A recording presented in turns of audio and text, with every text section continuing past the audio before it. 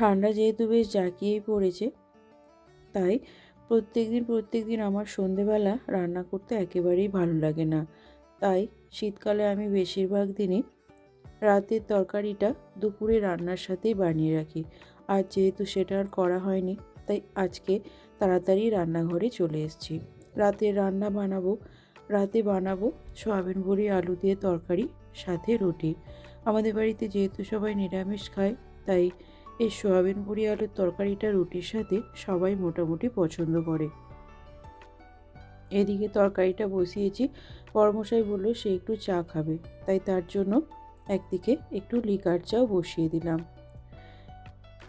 যেহেতু নিরামিষ সয়াবিন বড়ি আলুর তরকারি, এই মেথি পাতার গন্ধটা আমার কিন্তু বেশ ভালো লাগে, তাই ওপর থেকে একটু কাসুরি মেথি ছড়িয়ে দিলাম। এবার ঢাকা চাপা দিয়ে 5-7 মিনিট তরকারিটাকে ফুটিয়ে নিলেই তরকারিটা কিন্তু আমার একদম রেডি হয়ে যাবে। তরকারিটা বসিয়ে সেই ফাঁকে আমি আটা মেখে রুটিটাও বেলে নিয়েছি। এবার আমি রুটিগুলোকে ভেজে নেব।